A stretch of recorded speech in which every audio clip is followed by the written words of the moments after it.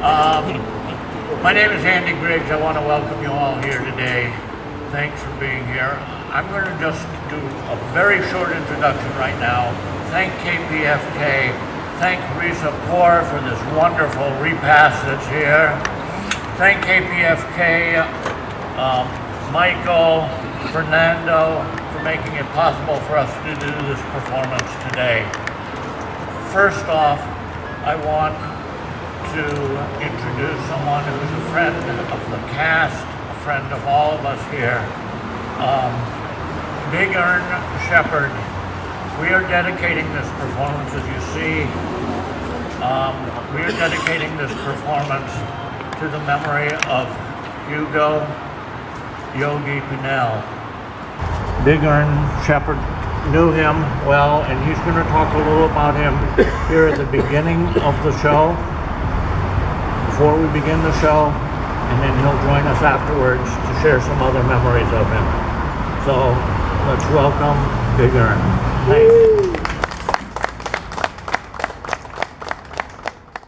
Thank you.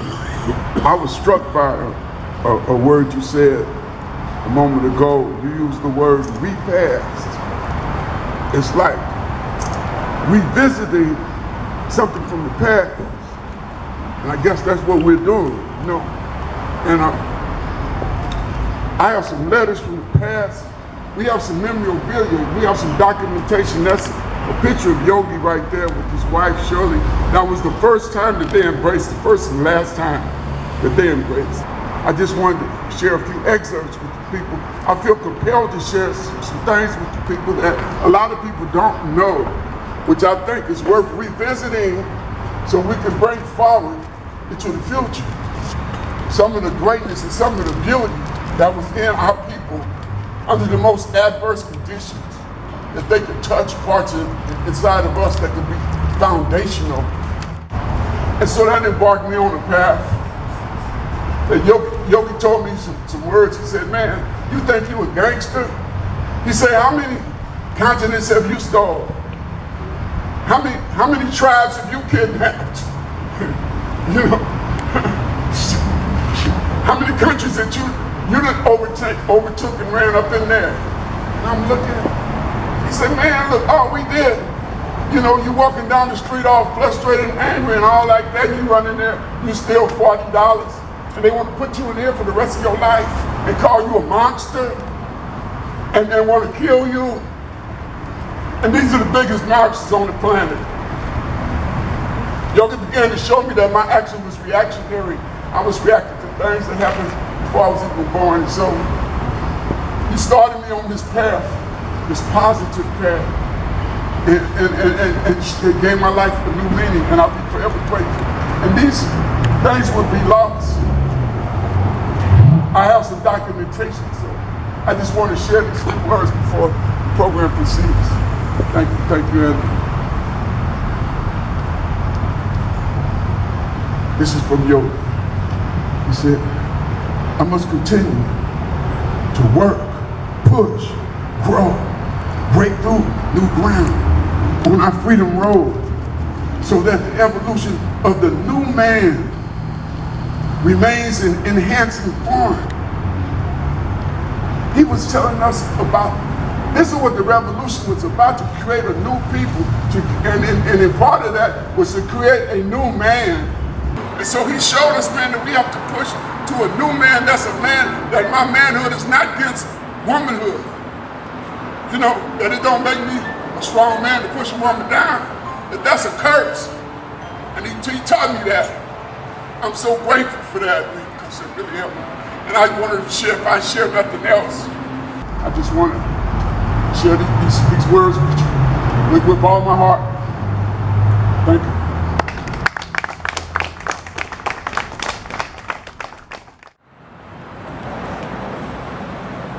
All I have is this pen, this paper, and the truth. I write to you as a survivor of torture, soon to experience more, in hopes that you will use my account here as you see fit to shed a light on the use of torture in the United States. My name is Sean Swain, Mansfield Correctional Institute, Ohio. My name is JRF, within a cage. How can you lock me in a cage for some misdeed done within a cage? All you can do is feed my rage. You can't teach me anything good within a cage. Except monsters control the locks, and in terror I have lost the keys within a cage. I plead and pray, but it simply gets worse every day within a cage. Animosity worsens, empathy is lost, and the days turn into days within a cage.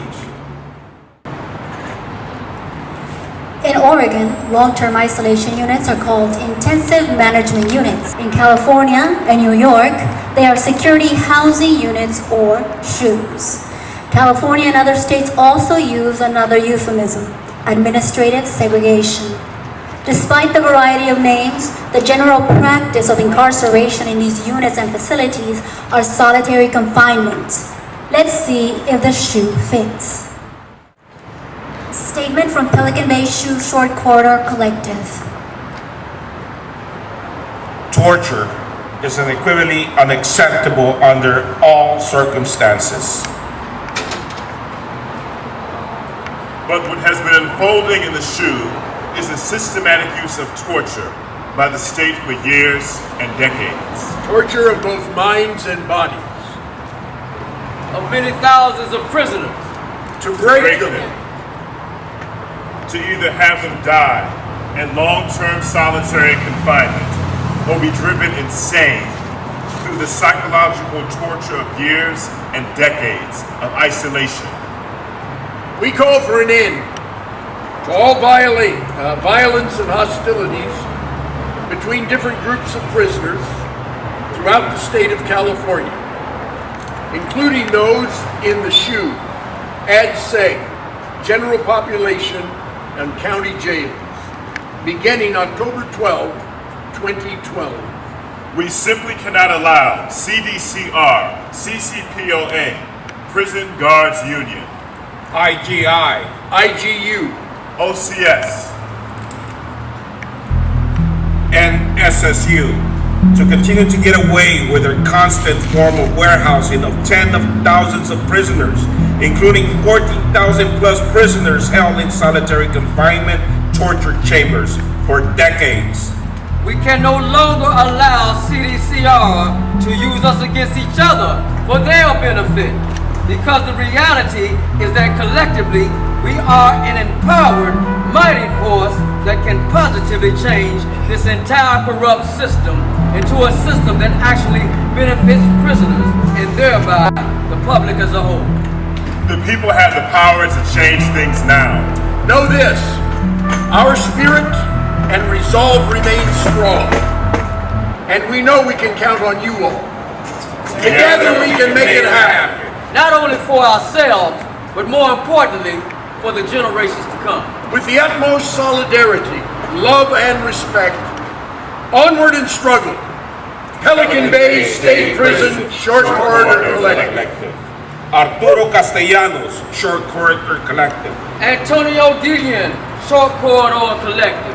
Situa Natambu Jamal, slave name R.N. Dewberry, Short Corridor Collective. Todd Ashker, Short Corridor Collective. My name's Todd Ashker. They're never going to let me out. I'm going to die here, I know that. But I have a choice. I can slowly rot, or I can fight. Fight to change things. Pelican Bay State Prison, PBSP, is a supermax prison in Crescent City, California, explicitly designed to keep California's alleged worst of the worst prisoners in long-term solitary confinement. It takes its name from a shallow bay on the Pacific coast about 2 miles to the west, and the prison lies in a detached section of Crescent City that is several miles north from the main urban area. Inside the bus was as stifling as the tension in the surrounding atmosphere. As the bus roared angrily down Highway 101, the trance-inducing drone of the big diesel engine lulled me into memories of my life. Memories flew past like the scenery flying by outside the barred tinted windows of anonymous gray goose, and as swiftly as the life I'd lived thus far. The restless, dismal chimes of the shackles and chains broke me away from the melancholy spell I'd come under. What remained and followed is the realization that the world of oceans and mountains and landscapes was about to become a memory, but a memory of another lifetime. Looking around me, I found myself not to be alone in this realization, for the other prisoners seemed to be entertaining similar thoughts, although no one dared to speak them. What awaited us at Pelican Bay SHU with its eerie silent corridors was a purgatory of sorts, a vacuum of uncertainty sealed off from everything and everyone. A place where one is virtually entombed in a concrete vault with scarred and pitted walls depicting the idleness, boredom, and in some cases the lunacy of previous occupants. It's a world of its own, where for most, refuge can only be found in a sleepless state of slumber. There is a look in the SHU prisoner's eyes that is haunting. A foreboding look from eyes that have themselves stared into the eyes of madness and human cruelty. Eyes that have looked far into the abyss of emptiness. Eyes belonging to a species of a lesser god. My name is Hector Gallegos, Pelican Bay State Prison. Prisoners in the SHU are there for varying lengths of time and placed there for varying reasons. If one has committed a specific crime or broken a prison rule, he's given a determined amount of time in administrative segregation.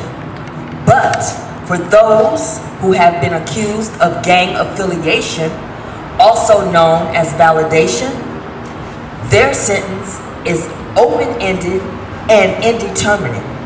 Often, the only way for them to get out of the SHU is to debrief, and that is to name others who have gang affiliation. My name is Sisua Jama, slave name R.N. Dewberry. KDK, CDC, has held me in solitary confinement for the past 28 years for my political beliefs and spiritual morality as a new African revolutionary nationalist, NARN.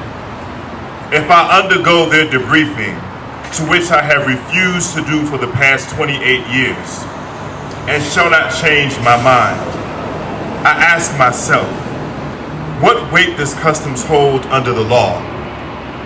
For though it may be termed debriefing, using a euphemism does not change what it is, betraying a confidence, committing an act of treachery for use of personal gain. Considering how our community in the U.S. was brought into being and considering the command and control needs which existed from the get-go. If any community has historical aversion to stoolies, tattlers, rats, and the like, isn't it ours? Therefore, I shall die before my tormentors, CDC, KDK, U.S. government. Turn this freedom fighter into a debriefer. I shall never be found among the broken men of my era. Before they cage the body, they cage the mind. They capture the soul by breaking the spirit with negative thoughts of nothing. Can't you cage a thought or capture the wind?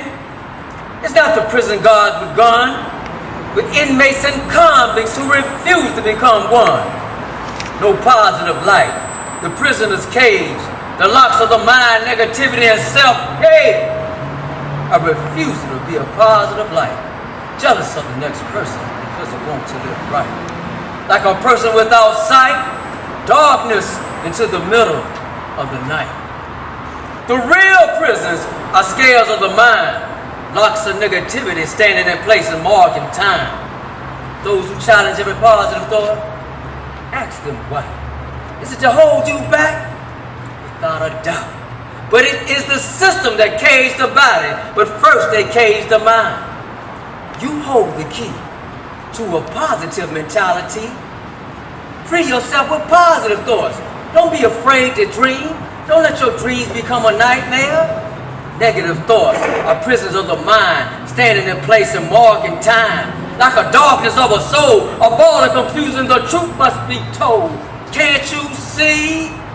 Only the truth can make you free. Positive thoughts are healing for the soul. Free the mind and the body will follow. Before they cage the body, they cage the mind. It's not the prison guard with the gun, but inmates and convicts who refuse to become one. Negative thoughts are nothing. Taking honey from a bee make you kill your brother because you failed to see. Look in the mirror and see yourself. But you hold the key to a positive mentality. That's the key. So unlock the door and come back to me. Merge with the totality of mentality. Take a vacation from madness, a trip from sadness. See the light, hope, and gladness. Days without night. Can you cage your thought or capture the wind? It's all an illusion, but I'll say it again. Can you cage your thought or capture the wind? Herman Wallace was a courageous fighter for justice, a political prisoner who this system has locked up in conditions of torture and solitary confinement for 41 years. The title of this poem is A Defiant Voice. They remove my whisper from general population to maximum security. I gained a voice. They removed my voice from maximum security to administrative segregation. My voice gave hope. They removed my voice from administrative segregation to solitary confinement. My voice became vibrations for unity. They removed my voice from solitary confinement to supermax of Camp J, and they wish to destroy me. The louder my voice, the deeper they bury me. I said, the louder my voice, the deeper they bury me. We are all political prisoners, prisoners of war, prisoners of consciousness. I am Herman Wallace of the Angola 3. On October 1st, 2013, Herman Wallace was finally freed after a federal judge ruled that his original indictment in the killing of a prison guard had been unconstitutional. 3 days later, on a Friday morning, October 4th, 2013, Herman Wallace died of cancer in New Orleans. He was 71. This is the reality of isolation. I would actually close my eyes and pretend that very wind was blowing against my face. Now I know this sounds crazy, but it's the only part of nature that I have. And then one day, I could not stand it any longer, and I so desperately need to feel real air that I began to scrape the seal of the window with my fingertips. I was determined to make an opening. For 3 months of every day, I scraped and I scraped where my fingers bleeded. I finally managed to make a very small opening. And there was only room to press one side of my nose against this opening at a time. And I would take such a deep breath that I finally managed to inhale a very small amount of air. But it's all I needed in order to survive. The officers there, they felt sorry for me. They brought me paper and a pen to keep myself busy with being I had nothing. And this is where I learned to draw on paper, and from there is how I became an artist. Now, I never in my life knew how to draw, couldn't draw a heart to save myself.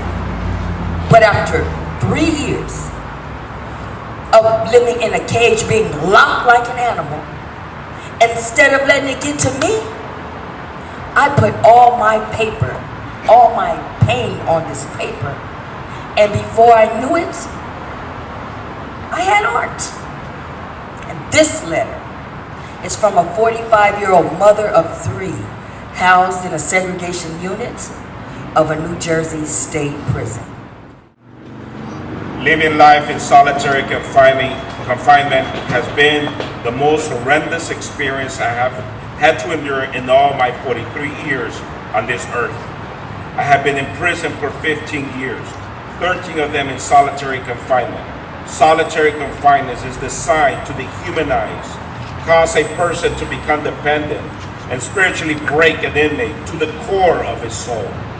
Each and every day that comes and goes takes a piece of humanity away from me, to the point I don't really know who I am. The lack of human contact I have with other inmates is like being thrown into a black hole and completely forgotten. I haven't been able to hug, kiss, or hold a family member in over 14 years. I'm not able to receive visits from my wife or have any type of real quality time with my loved ones.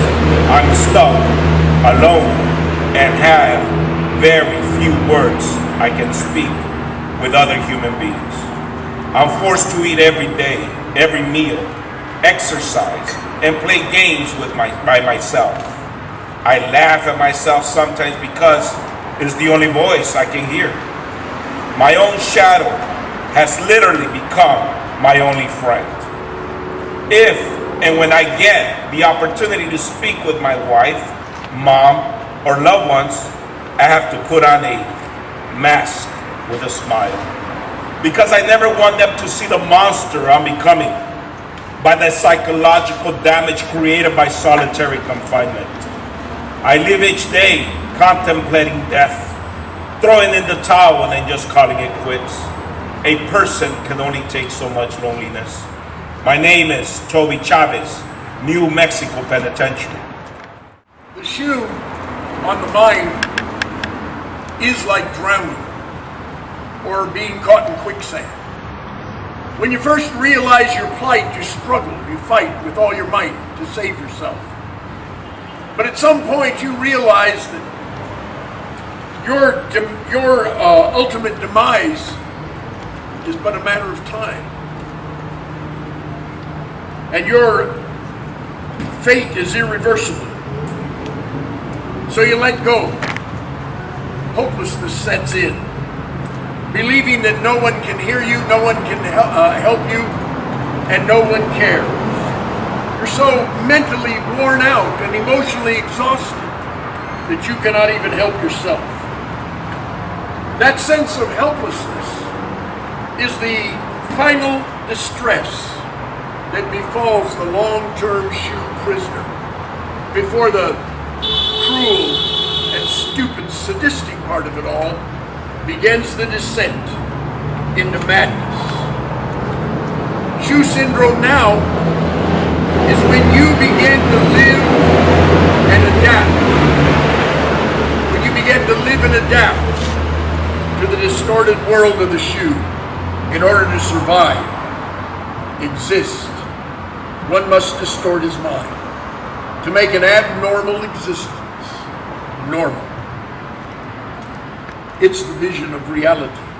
as you must adjust your eyes to see the light so that you can focus on that which is around you, so must a SHU prisoner distort his mind in order to bring into focus his new reality. One cannot hold on to normalcy, for normal in an abnormal world is craziness. This fact is the battle of the SHU prisoner's soul, the death grip of sanity. The irony of it all is that for the SHU prisoner to hold to his sanity, he must embrace and accept his insanity. It's been said for hundreds of years that those whom the gods would destroy, first they drive mad. That's the SHU objective. My name is Daryl Burnett, Pelican Bay State Prison. Despite the mental, emotional, and physical challenges of enduring life inside these concrete tombs, based solely on the politics of paranoia and presumptions of guilt, my spirit remains undauntedly resilient, free and strong. I too consider myself progressive, and being warehoused inside these modern dungeons for almost 4 decades does not define my identity nor personhood. I rejected the humanizing, demonizing, and denigrating labels of language that marginalizes my work as a human being to be no more valuable than a chimpanzee or other captive species in prison at the city zoo. Dr. Martin Luther King once said, Every step towards the goal of justice requires sacrifice, suffering, and struggle. The tireless exertion and passionate concern of dedicated individuals. On many levels, Dr. King would be disappointed, especially when his life and legacy has become so marginalized, as if he was a new age Santa Claus. He is only relegated to the I have a dream speech. He is portrayed as less critical, less challenging, less provocative. He would probably feel betrayed by some of the men who stood shoulder to shoulder with him, but now misuse his name for personal gain and ambitions. No one ever speaks about his position on war, poverty, and hunger. He would probably be disappointed at the indifference, the lack of intolerance, mistrust, fear-mongering, economic inequalities, mass incarceration, economic disparities, homelessness, torture, senseless wars, and racial profiling. I think that we honor his legacy by continuing to finish his unfinished work. What about the families of those locked up in these tombs for the living dead? How does being isolated from their loved ones affect them? Many of them do continue to work. My name is Alex Sanchez. Thank you all, the families, members that are here and have loved ones inside the prison. In 1993, there was a truce among the gangs. We know that getting people involved to do gang violence prevention in our communities have to come from people who used to be part of the problem. My name is Marie Levin. My brother is Sitawa Jamal, who is in the SHU in Pelican Bay. Today is day 24 of this historic hunger strike of prisoners held in solitary confinement. The 5 core demands are just human things that you and I respect. Each group, in-group punishment and administrative abuse, abolish the debriefing policy and modify the gang status criteria, comply with the UN Commission recommendations to end long-term solidarity confinement, provide nutritious food, create and expand constructive programs. My name is Irene Huerta, and I am the wife of Gabriel Huerta. My husband has been held in Pelican Bay Prison for 28 years. And I stand proud because he did 3 of the hunger strikes. I told them that DCDC would not let us continue the fight. And here we are, continuing the fight. I want to say thank you to all of the families. My name is Georgiana Williams. My oldest son is in the SHU at Pelican Bay. You worry day by day if your child is all right. You can't visit them because they're so far away. They can't call you. All you can do is write. And you wonder if they're alive or if they're dead. And the only thing I can do is just pray. All I have is this pen, this paper, and the truth. I write to you as a survivor of torture, soon to experience more, in hopes that you would use my account here as you see fit to shed a light on the use of torture in the United States. When you give your government your passive consent to torture anyone, you have relinquished power to your government to torture everyone. Your government subjected me to torture. I am first. You're next. During one retaliatory stint in segregation, I learned of torture cell 182. I do not know the name of the man who was in that cell, the cell next to mine. He spoke only broken English. His cell had no bed. He had no toothbrush, no cloth, no soap. The temperature was uncomfortably cold for me with all my clothing and wrapped in a blanket. So the victim in torture cell 182, to keep from experiencing hypothermia, had to pace 24 hours a day, all night, all day, for days. I came back to Mansfield Correctional in 2009 and was placed on the gang list for my religious belief. I was taken to a row of cells behind the medical clinic. The cell I was placed in had no bed, no mattress, just like my neighbor long ago in torture cell 182. I had to pace 24 hours a day to stay warm. I could not sleep. I survived. Since September, 2 other of the state's victims have not. I do not know their names, but 2 prisoners have died on torture cell road since I was fortunate to be removed from there. They died perhaps pacing the same cold cement floor that I paced, hour after hour, day after day, feeling 10,000 miles in the mouth of a graveyard. I now face the rest of my life in Supermax, locked in a concrete tomb, dying in complete isolation. I've been approved to be transferred to this torture facility by psychological professionals who affirm that I am sane enough to be driven crazy. Last night, another girl hung herself. As they drug her body out of her cell and down the stairs and put her on the stretcher, it occurred to me that it's become so common that it hurts. I woke up out of my sleep and got off my bunk, got a sip of water and looked out the window. And there they were silently dragging her out. No alarm, no sense of emergency or urgency. Just your run-of-the-mill, ordinarily scheduled suicide. Nothing special going on here, just all in a day's work. I laid in bed praying her spirit would fight for her life, since she obviously didn't have the strength to fight for it herself. By the time breakfast rolled around, her bed was already filled by a new inmate, like rotating cattle. And it's frustrating because what one person can I be angry with? I feel like an itty bitty worm on a big ass hook.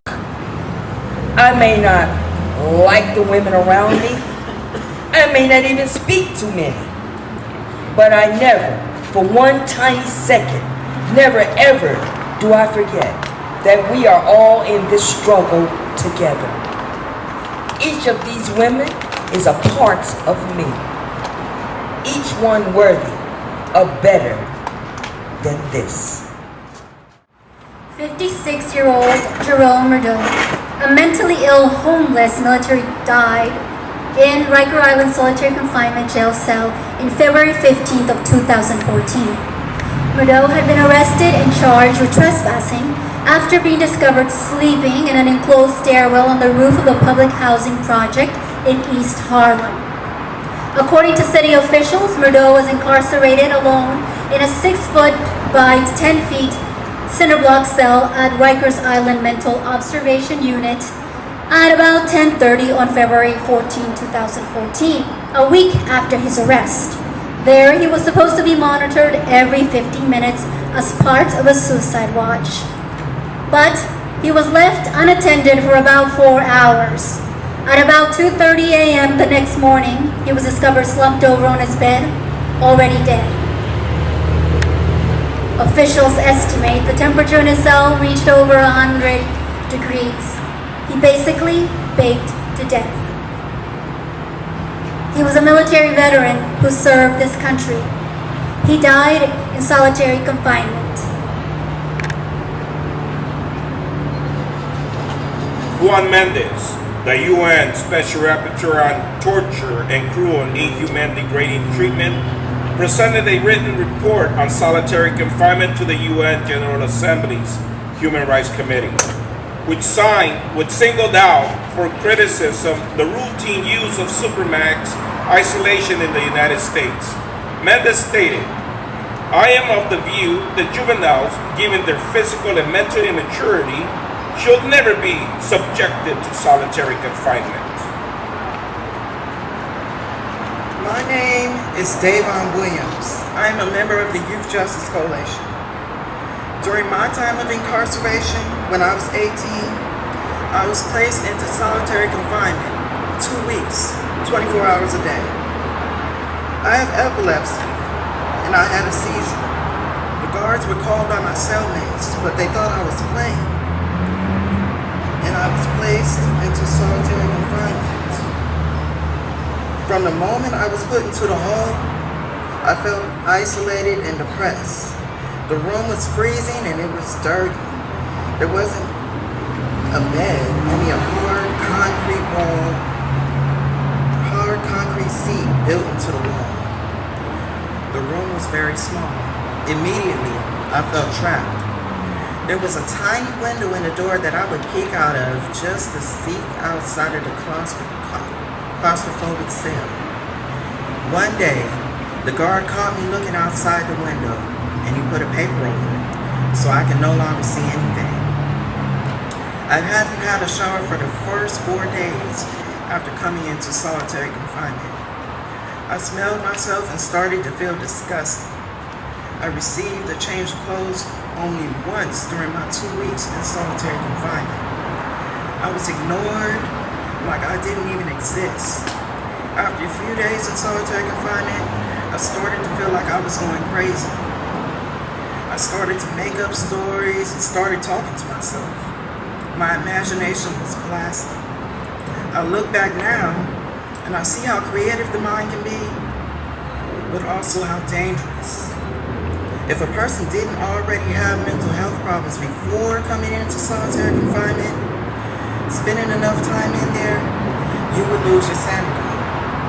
I had several epileptic seizures while in solitary because sometimes they didn't bring me my medicine on the time it was needed, or several times they didn't bring it at all.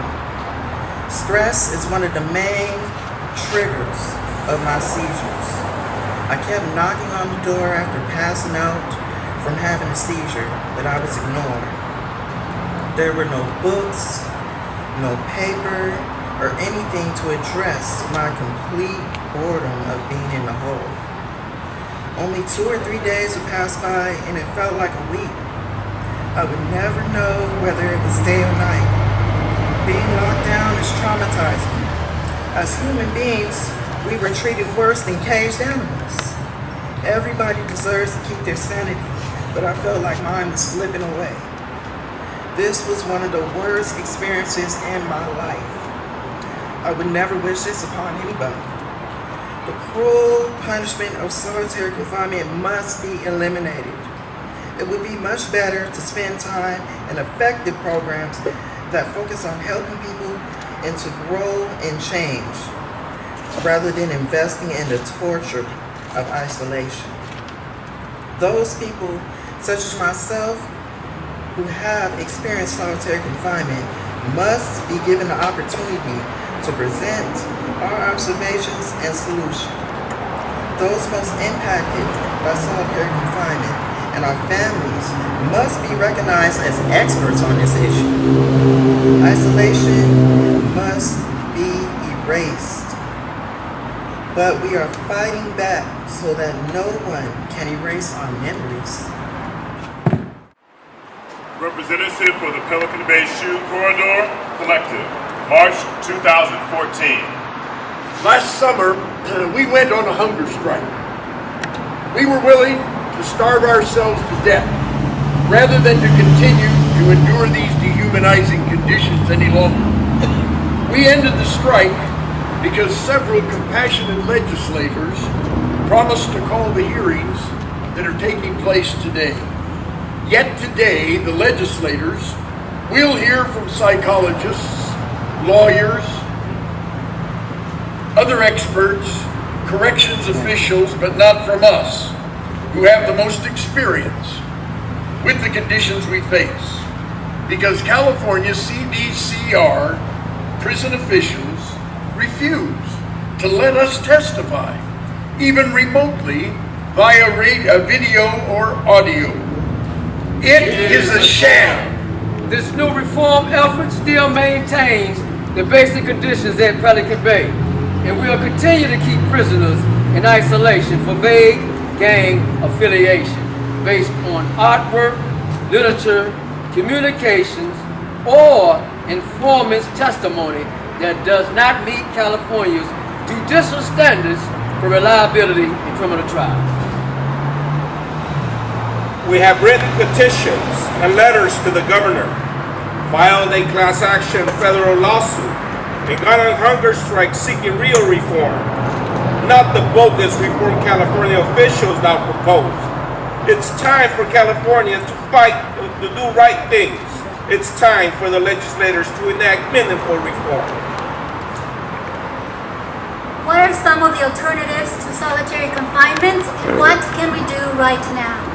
Something we can do is begin using the Mississippi model, where reform of classification system led to a significant reduction of the solitary confinement population at Parchman State Penitentiary, leading to significant decreases in violence. Support mental health alternatives to solitary confinement in jails and prisons, including individuals in group therapy, regular access to psychiatrists, substance abuse counseling, specialized psychiatric service units, discharge planning, and community reentry assistance. Implement training for correctional officers on how to respond to individuals experiencing psychiatric crises in ways that can de-escalate rather than escalate these crises. Inmates not be placed in isolation longer than 72 hours. Impose a 7-day limit on supermax stays for inmates being investigated for in-prison crimes. Stop the brutal cell extractions of uncooperative and often mentally ill inmates. Use informal sanctions such as taking away recreational or commissary privileges to punish unruly prisoners as forms of informal sanctions. Create an independent monitoring board, IMB, consisting of local volunteers who perform inspections of the facility and submit an annual report. Juveniles, given their physical and mental immaturity, should never be subjected to solitary confinement. Meets the 5 core demands of the California hunger strike. A quote by Fyodor Dostoevsky to remember. The degree of civilization in a society can be judged by entering its prison. I shall not die. I shall not die 1,000 deaths of compromise, giving up names in exchange for food or blanket. I will bite my own arm to smother my screams and rob you of the satisfaction when you disassemble me. I shall not die shamefully, my chin against my chest, kneeling before the humiliating hole I dug for myself, waiting upon the pistol shot. I will always refuse the blindfold. I shall not die, abandoned and alone, obliterated from the memories of those I love. My fate never questioned. Someone will always stand in the rain outside your office window. My name on a cardboard sign. No matter how many times you cut my throat or hang me from my own bed sheet, bludgeon me with your nightstick or fire your bullets into my brain. Whether you encircle me in a South African Bantustan or a Coca-Cola factory in Bolivia or alley behind the stone wall or a prison in the heart of it all, I shall not die. 1,000,000 times I shall not die. You will only get my corpse. My name is Sean Swain. All I have is this pen, this paper, and the truth. Please remember that I live. My name is Robert Stockton. This is my poem, Living Tomb. Suddenly we found ourselves without the world's care, where the cold and desolate embrace our stare.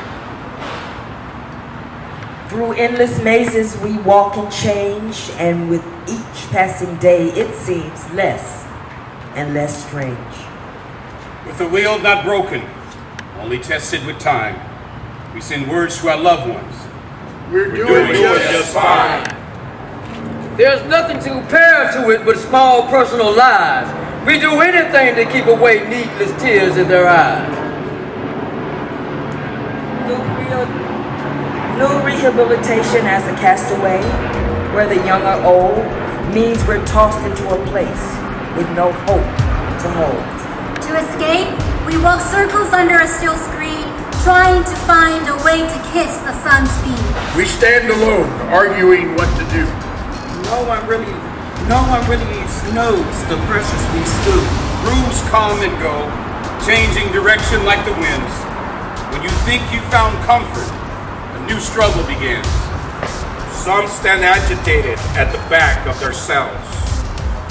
Some scream out insane with broken up yells.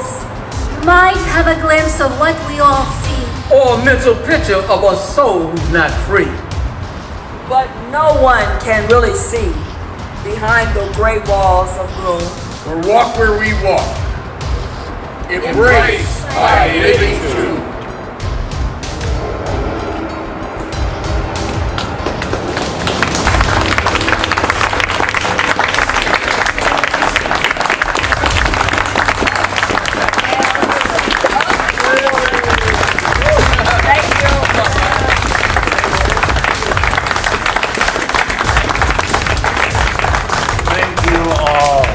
I want to introduce the cast, starting on the side.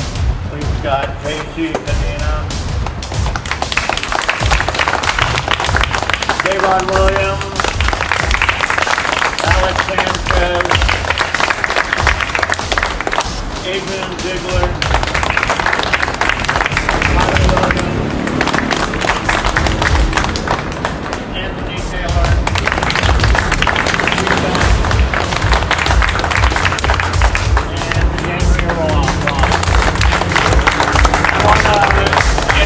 also Melvin Johnson, who's the co-compiler with